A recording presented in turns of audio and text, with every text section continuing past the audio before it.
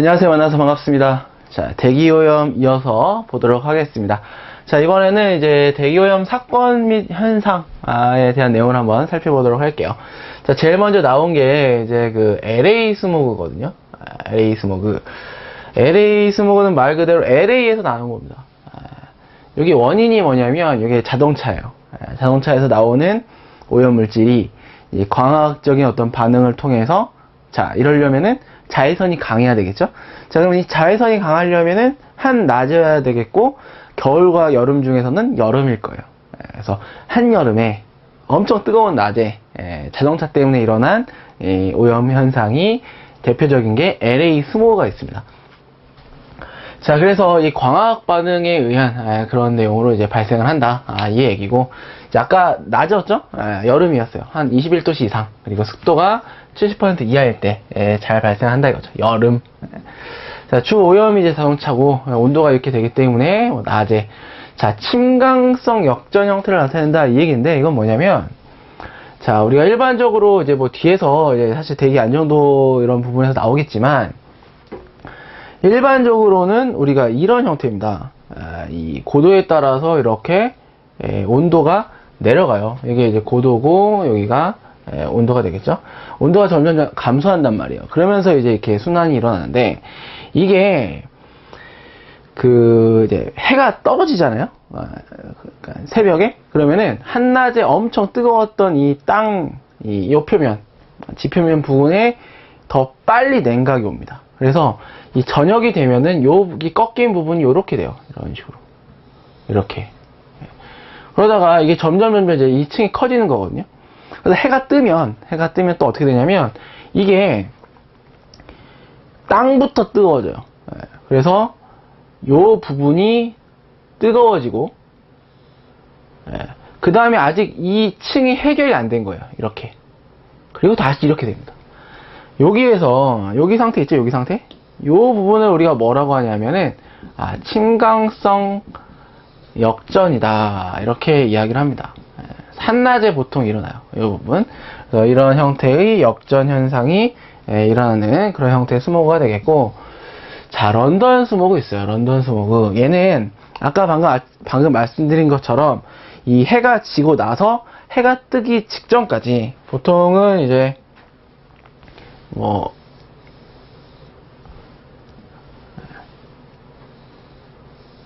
이런 형태가 되거든요. 요 부분의 어떤 복사 역전 또는 지표 역전, 뭐 접지 역전, 뭐 이런 형태를 이제 이야기를 합니다. 그래서 이런 형태의 역전층이 일어나는 이 스모그가 런던 스모그가 되겠어요. 자, 여기 같은 경우에는 뭐 때문에 일어났냐면 화석 연료 때문에 일어났습니다. 빨간색이네. 화석 연료 때문에 일어났어요. 그래서 이 이제 산업화, 약간 산업혁명 이런 것들이 일어나면서 연료의 전환이 왔죠. 그러면서 이제 석탄을 떼고 하는데, 얘네들이 하필이면 런던이 뭐가 많냐면 안개가 많은 도시예요. 이 안개 플러스 이런 오염 물질이 붙어가지고 둥둥 떠다니고 있는 거죠. 이걸 이제 사람들이 몸속으로 들어와서 많은 사람들이 죽었던 그러한 역사적인 오염 현상이었습니다. 그래서 아침 정도에, 그 다음에 해 뜨기 전에, 해 뜰 때쯤까지 복사 역전의 형태이고, 시전거리가 100m. 그러니까 겨울에 많이 나타납니다. 왜?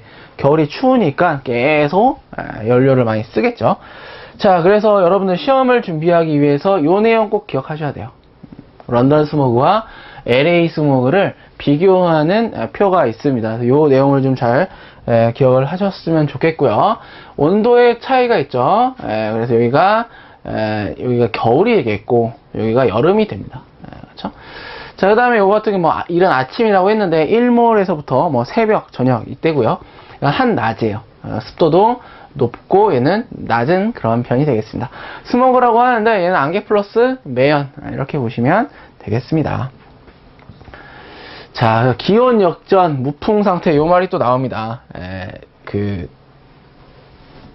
대기 오염의 공통적인 현상이에요. 대기 상태가 기온의 역전, 이런 상태죠. 그래서 이 차가운 공기가 위에 있고 따뜻한 공기가 밑에 있어요. 요 차가운 공기가 더 무거운 공기예요.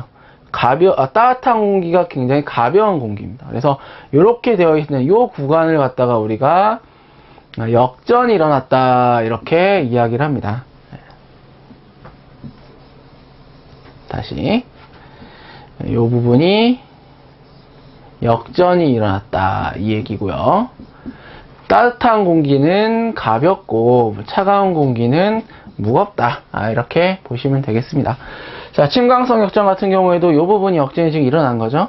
이 부분. 그래서 여기가 LA 스모그가 되겠고 여기가 런던 스모그가 돼요.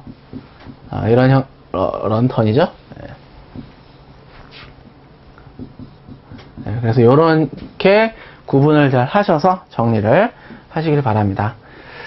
자, 다음 지구온난화와 오존층 파괴에 나와 있는데 굉장히 이제 요즘 많이 얘기가 되고 있어요. 지구온난화, 오존층 파괴, 구멍이 뚫리고 있죠. 자, 먼저 지구온난화라는 얘기는 뭐냐면 말 그대로 지구가 더워지고 있는 거예요. 자, 표면에 지구가 이렇게 있고요. 태양이 있습니다. 그럼 태양에서 이렇게 에너지가 와요. 이거 갖다 우리가 뭐라고 하냐면 태양 복사라고 그래요. 그럼 지구가 받기만 하느냐? 그게 아니라 이 지구가 다시 내보냅니다. 이게 이제 지구 복사라 이렇게 얘기해요. 그런데 여기에 누가 있냐면 이렇게 뭔가가 막 있는 거예요. 얘네들이 뭐냐면 온실가스. 보시려나 모르겠네. 온실가스예요. 그래서 이 온실가스의 대부분이 우리가 얘기하는 CO2입니다. 자, 그럼 지구 복사에 의해서 외부로 에너지가 나가줘야 되는데 못 나가고 다시 재복사되는 거지, 지구가. 그래서 얘가 뜨거워집니다. 이걸 형태를 뭐라고 하냐면 지구 온난화 이렇게 얘기를 하고요. 이렇게 지구 온난화를 유발하는 이 기체 온실가스다 이렇게 부르고 있습니다. 자, 그래서 온실가스 대부분 뭐가 있냐면 CO2, CFC, NO2 이런 것들이 있는데 얘가 제일 강한, 아주 강한 그 온실 효과를 나타내는 그런 가스죠. 자, 이러한 지구 온난화 현상에 의해서 이 엘니뇨 현상, 그다음에 열섬 현상, 라니냐 현상 이런 것들이 막 나와요. 자, 엘니뇨 현상은 뭐냐면 얘는 기온이 올라간 거예요. 자, 그래서 0.5도씨 높은 상태가 6개월 이상 지속된다. 요거 스페인어로 아기 예수다. 자, 시험 문제에 지표 그 해수의 온도가 올라가고 스페인어로 아기 예수 이런 현상은 뭐냐? 엘니뇨 현상 이렇게 골라내시면 되겠습니다. 자, 반대로 라니냐 있는데 얘는 기온이 내려간 거예요. 낮은 상태. 여자아이 이렇게 힌트를 줍니다. 자, 다음 열섬 현상 이렇게 나와 있는데, 자, 열섬 현상이란 건 뭐냐면은 우리가 이제 간혹가다 여름에 뉴스 보시면 이래요. 잠이 안 와, 더워. 잠이 안 와가지고 어디 갑니다. 그래서 누워가지고 돗자리 피고 부채질하고 있어요. 뭐 때문에? 열대야. 자, 도시가 이렇게 있죠? 이렇게 도시가 있는데 여기로 이제 강한 태양의 어떤 그 열들이 낮에 한동안 와요. 그러면은 얘네들이 요만큼이 뭐냐면 이 강한 어떠한 이 따뜻한 공기층이 이 뚜껑을 딱 덮어놓은 듯한 느낌으로 정체되어 있습니다. 이 공기층이 뜨거운 공기가. 그럼 얘네는 식겠어요, 안 식겠어요? 안 식겠지. 밤에도 안 식어요. 그걸 형태로 우리가 열섬 현상 이렇게 얘기합니다.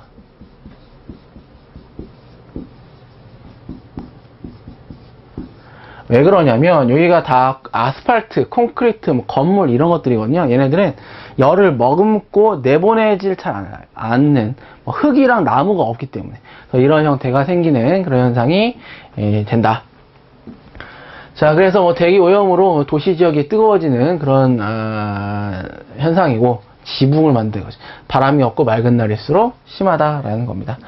자, 지구온난화 기여물질이라고 있어요. 자, CO2가 대부분을 차지합니다.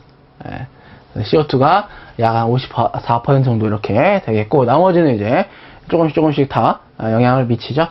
자, 그 다음에 우리가 GWP라고 있는데, 자, 이거는 지구온난화 지수예요, 말 그대로.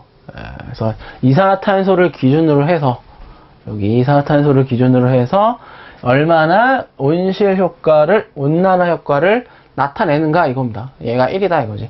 사실 이거는 이 숫자들은 매년 우리가 이제 IPCC라고 뭐 이렇게 모여가지고 기후의 변화에 대한 회의를 합니다. 그때마다 수치가 조금씩 바뀌는데, 이거 같은 경우는 2차 기준으로 우리가, 문제 주로 많이 나오고 있어요. 뭐 지금 4차인가 5차까지 나왔는데. 그래서 메탄, 이렇게 됩니다. 간혹 가다가 좀 어렵게 시험에 나오면은, 이거는 몇 배인가, 이건 숫자 얼마인가 나오는데, 가장 많이 나오는 건 이산화탄소. 얘가 1이 되겠습니다. 그래서 1을 기준으로 해서 다른 물질들의 온난화 지수를 표현한 거다. 자, 마찬가지로 온실 효과라고도 불러요. 이거는 이제 이 온실 가스가 쫙 있어가지고 이 지구의 어떤 복사열을 흡수해서 온실 효과, 따뜻하게 만드는 이 현상을, 이펙트를, 영향을 얘기를 하는 겁니다. 적외선 복사열이 결국은 뭐냐면은 지구 복사요. 지구에서 외부로 내보내는 파장의 형태가 적외선 파장입니다. 반대로 태양 복사는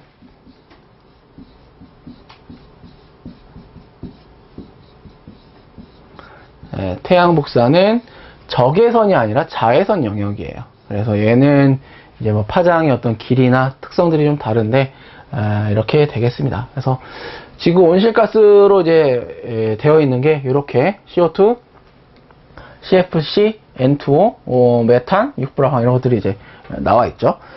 자, 오존층 파괴. 요거 이제 예전에 우리가 이제 프레온 가스나 뭐 이런 것들, CFC 굉장히 많이 문제가 됐었는데, 사실 이제 요 CFC도 좀, 사용이 제한이 돼 있죠. 그러다 보니까, 이 다른 어떤 대체 물질이 많이 나와서, 이 CFC를 대신하는 그런 물질이 나와서 사용하고 있습니다.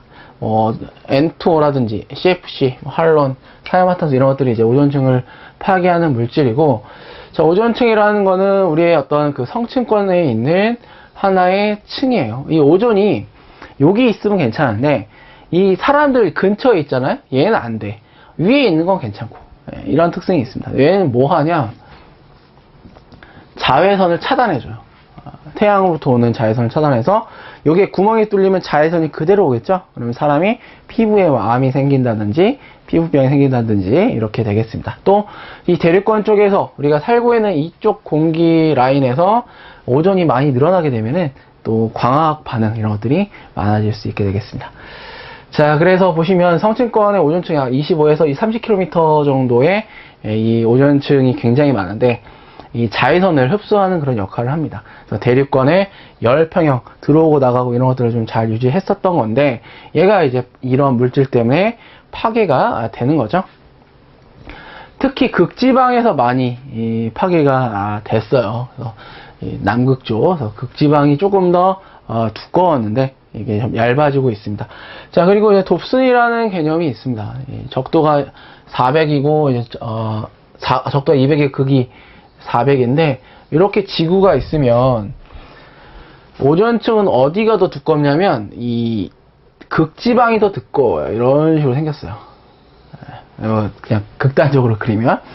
그래서 얼마나 두껍냐, 얘가 이제 400이라는 얘기죠. 400 돕슨 이렇게 불러요. 자, 100 돕슨이 1mm입니다. 그래서 여기까지 같이 기억을 해주시면 좋을 것 같습니다. 여기 있죠? 자, 다음 산성비 볼게요. 자, 산성비는 pH 5.6 이하의 비를 산성비라고 했습니다. 아까 제가 이산화탄소 얘기하면서 얘기했는데, 자, CO2가 물이랑 만나서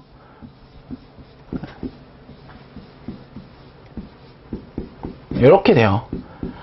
자, 이렇게 되기 때문에 약산성의 어떤 그 비물이 될 수밖에 없습니다. 대기 중에 CO2가 있는데 비가 내릴 때 CO2 피해서 못 내려요. 그렇죠? 그러다 보니까 이러한 반응이 비가 내릴 때 생기면서 이 빗물의 pH가 결국은 5.6이 됩니다.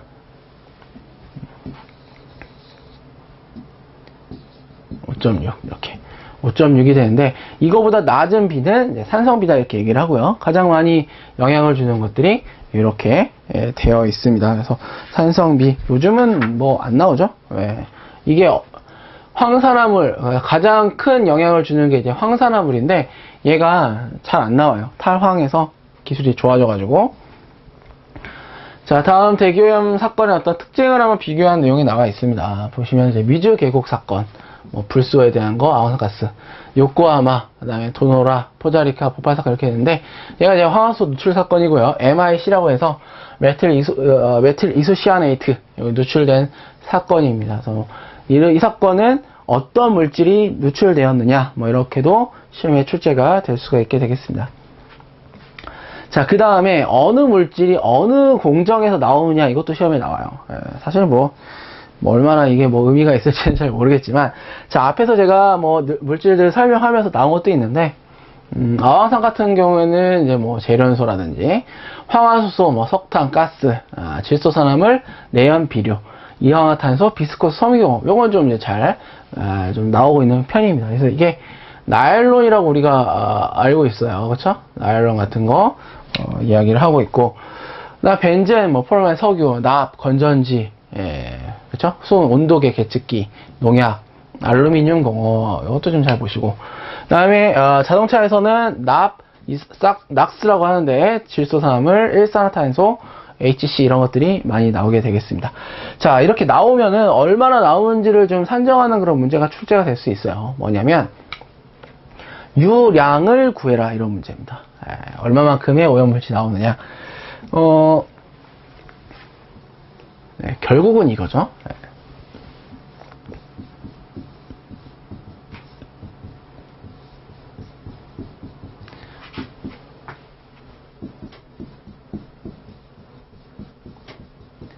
자, 유량은 유속 곱하기 단면적이에요. 유속이 미터 퍼 세크, 예를 들면. 그 다음에 단면적이 제곱미터라고 한다면 둘이 곱해가지고 세제곱미터 퍼 세크, 이렇게 되겠습니다. 그래서 이러한 개념으로 되어 있는 게 유량이다. 즉 단위 시간당 움직인 부피의 양, 얼마나 왔다 갔다 하느냐가 유량이 되겠습니다. 자, 밑에 문제 한번 보시면은 이렇게 생겼어요. 200mm의 매끈한 직관을 통해 풍량이 이렇게 된대요. 자, 표준 공기를 송풍시킬 때 평균 풍속을 구하시오. 이건 뭐예요? V를 구하라는 거지. 얘는 뭐예요? Q예요. 그럼 뭡니까? 이 직경 200m인 관이죠? 원이란 얘기예요. 그러면은 4분의 파이 d 제곱에 의해서 면적을 구할 수 있습니다. 결국 이건 뭐예요? A가 되겠지. Q는 AV에 의해서 V를 구할 수 있다, 이 얘기예요. V는 이렇게 되겠습니다. 그렇죠? 자, 그래서 면적을 먼저 구해보시면 이게 200mm니까 요게 0.2m죠? 네, 이렇게 됩니다. 그래서 여기다 집어넣는 거예요. 그러면 면적이 이렇게 나옵니다. 자, 얘를 갖다가 여기다 이제 집어넣어서 우리가 유량을 구할 건데 어떻게 되냐면 이렇게 되겠죠? 그래서 이 Q와 그다음에 A를 나눠주게 되고 시간으로 바꿔주는 거예요. 미닛, 얘를 없애버리고 세크로 바꿀 거니까. 문제에서 세크로 구하라고 했어요. 그래서 이렇게 없애지고 세크가 옵니다. 자, 그 다음에 제곱미터를 밑에 넣어주는 거죠. 그럼 어떻게 돼요? A분의 Q가 되면서 내가 원하는 V 값을 구할 수가 있게 되겠습니다. 또 하나 오염물질의 어떤 발생량과 관련해서 총량을 계산하는 그러한 내용이 있습니다. 이건 뭐냐면 총량이라는 거는 결국은 이 유량 곱하기 농도예요. 유량 곱하기 농도. 해서 이 유량 곱하기 농도를 쭉 해가지고 단위를 킬로그램으로 바꿔주면 되는 겁니다. 이렇게.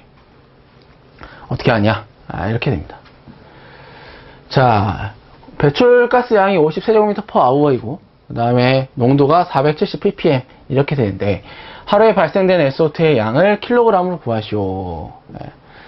자, 먼저 ppm이다 라는 얘기는 뭐예요? 100만 분의 1이라고 그랬죠? 자, 100만 분의 1이 되려면은 어떻게 됩니까? 밀리리터 퍼 세제곱미터 표준 상태에서 이렇게 되겠어요. 자, 그래서 470ppm이라는 얘기는 470 밀리리터 퍼 세제곱미터 되겠고, 얘가 이제 농도가 되는 거죠. 유량은 50세제곱미터/아워예요. 50세제곱미터/아워. 자, 둘을 곱해서 이제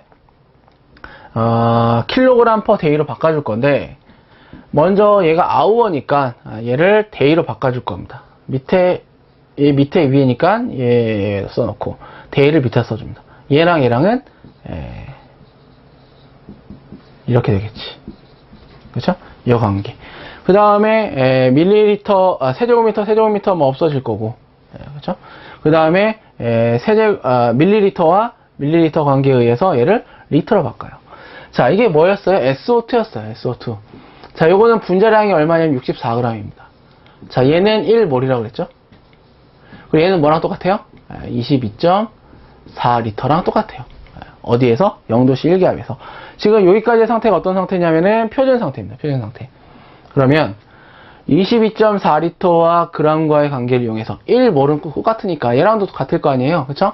이게 1몰이고 이것도 1몰이니까 얘네들은 같단 말이죠. 이 관계에 의해서 22.4리터가 64g이 됩니다. 얘를 다시 킬로그램으로 바꿔주면은 1.61 kg per day 이렇게 되겠습니다. 자, 이 문제가 이제 뭐 우리가 공부를 시작한 지 얼마 안 되셨다 하시면 좀 어려울 수 있는데 이렇게 오염물질의 종류와 그다음에 양을 산정하는 이런 문제들이 같이 출제가 되고 있어요. 그래서 천천히 이 단위와 그다음에 제가 여기 밑에 적어놓은 이 내용들을 잘 보시면서 하나씩 단위를 환산해 가다 보면은 답을 찾을 수가 있게 되겠습니다. 자, 다음 대기오염 물질의 측정과 관련해서 간단하게 좀 소개를 하고 넘어가도록 하겠습니다. 자, 여기에서는 이제 뭐 오염물질을 그 정의와 그리고 측정하는 방법이 있는데 사실 측정하는 방법보다는 여기 대기오염물질의 정의 부분을 좀 잘 공부를 하셨으면 좋겠어요. 자, 보시면은 온실가스란 이건 이제 법에서 정하는 그 내용입니다. 그래서 이 문장 거의 그대로 나올 거예요. 자, 이산화탄소, 메탄, 아산화질소, 그 다음에 수소, 불화탄소, 과불화탄소, 육불화황 이런 것들이 법에서 정한 온실가스다 이런 얘기고요. 이 내용이 제 위에서도 똑같이 제가 정리를 해놨었습니다. 그래서 여기서의 정의에 대한 그런 개념으로 좀 법규와 관련 내용으로 좀 풀어보려고 설명을 드리는 거니까 다음에 가스란 기체상 물질을 말해요. 입자상 물질, 이건 이제 뭐냐면 고체 또는 액체상입니다. 그래서 가스가 기체고 입자는 고체 또는 액체다 이렇게 생각을 하시면 되겠습니다. 자, 그 다음에 이제 먼지 입자상 물질을 얘기를 하는 거 얘랑 같은 거죠. 매연, 그래서 유리탄소가 주가 되는 미세한 입자상 물질. 자, 검댕이라고 있어요. 검댕. 사실 이거 뭐 불 이렇게 켜가지고 시커먼 거 묻으면 다 검댕이잖아요. 뭐 똑같은 그런 우리 눈에 보기에는 뭐 이렇게 따로 이렇게 구분을 하거나 뭐 그렇지는 못하는데 법규에서는 이런 식으로 구분을 좀 하고 있어요. 그래서 1 마이크로미터 이상을 이야기를 한다. 자, 그 다음에 대기환경보전법상 특정 대기유해 물질이라고 있습니다. 자, 이거 같은 경우에는 종류가 있는데 뭐 카드뮴에서부터 쭉 이런 것들이 조금 더 특별한 것들 얼마나 특별하겠습니까? 더 많이 유해하겠지. 그렇죠? 이런 내용이 나와 있어요. 그래서 염화탄소, 이황화, 메틸에서부터 아크릴, 히드라진 이런 것들이 이제 특정 대기유해 물질이고, 자, 대기오염 물질 측정하는 방법이 있습니다. 자, 제가 이 책에다가는 어떤 것들이 이제 좀 넣어놨냐면, 뭐 가스 크로마토그래피, 원자 흡수 분광 강도법, 자외선법, 자외선 가시선 분광법 이런 거 세 가지에 대한 내용을 좀 소개를 해놨는데 다 중요한 게 아닙니다. 다 중요한 게 아니라 뭐가 중요하냐면, 자, 운반 가스에 의해서, 자, 크로마토그래피라는 건 뭐냐면, 우리 예전에 이런 거 있었을 거예요. 종이에다가 수성 잉크 찍어가지고 물 채웠어요. 그러면 어떻게 됩니까? 뭐 이런 식으로. 그렇죠? 이런 식으로 색깔이 달리게 되면서 이 잉크가 쭉쭉쭉쭉 퍼져 나가는 거예요. 이거 갖다가 우리가 뭐라고 했냐면, 크로마토그래피다. 이렇게 얘기했습니다. 누가 데려가는 거야, 이거? 물이 데려가는 거지. 그런데 이 물이 데려가는 게 아니라, 캐리어 가스가 이거를 데리고 가는 거예요. 이걸 갖다 우리가 가스 크로마토그래피다 이렇게 얘기를 하고요. 자, 그 다음에 원자 흑광 강도법, 이거는 기저 상태의 원자, 그러니까 이 원자를 일부러 불안정하게 만들었을 때 이 불안정한 상태로 가고 오고 하면서 어떤 특정 파장의 빛을 쏩니다. 그 빛을 가지고 지금 농도가 얼마구나 또는 어떤 종류구나를 알아내는 그러한 방법이고, 자외선 가시선 분광법, 흑광강도법, 얘가 제일 많이 써요. 사실 이건 뭐냐면은 특정 파장의 빛을 쏴서 얼마만큼의 빛을 흡수하는가를 가지고 농도를 나타내는 거예요. 여기 이제 흑광강도법입니다. 그래서 단색화 장치다라는 거, 특정한 파장의 빛을 만들어내는 그런 장치를 단색화 장치, 어느 정도의 파장이냐, 200에서 1200 나노미터 사이의 파장을 측정할 수 있다. 이렇게 되겠습니다. 이 정도까지 이제 보시면 되겠고, 그리고 간혹가다 성분별 분석 방법에서 나오는데, 암모니아, 인도페놀법, 중화적정법, 염소, 오르스톨리딘법, 황산화물, 침전적정법, 아르세나조 3법이라고 하고요. 중화적정, 질소산화물, 아연 환원, 납틸, 에틸렌 디아민법, 페놀 디설폰산법 이런 식으로 되어 있어요. 이런 방법에 의해서 측정을 한다. 그리고 뭐 황화수소나 뭐 시아나수소, 매연, 링겔만 도표 요거에 의해서 매연을 측정하는데 뭐 간단합니다. 색깔이 다른 종이들이 있는데 보고 매연이랑 색깔 봐가지고 어떤 게 똑같은가 하는 거예요. 참고로 좀 보시면 좋을 것 같고, 자, 그다음 피토관에 의한 배출가스 유속 산정 이건데, 이거는 사실 관에서 가스가 이렇게 움직일 때 뭐 여기와 여기 이렇게 연결해가지고 이 부분 해가지고 압의 차이가 있거든요. 이걸 가지고 이제 동압과 정압의 차이를 이용해서 우리가 유속에 대한 내용으로 산정을 하는 겁니다. 뭐 이거는 그냥 공식을 외우면 다 풀 수는 있지만 어쩌다 이것도 한번 뭐 나오는 그런 형태의 내용이니까 공정시험 기준 쪽에서 나온 어쩌다 한번 뭐 나오는 내용이니까 이런 공식이 있구나 정도 보고 넘어가시면 되겠어요. 자, 여기까지 해서 이번 강의 마치도록 하고요. 다음 강의 이어서 뵙도록 하겠습니다. 감사합니다.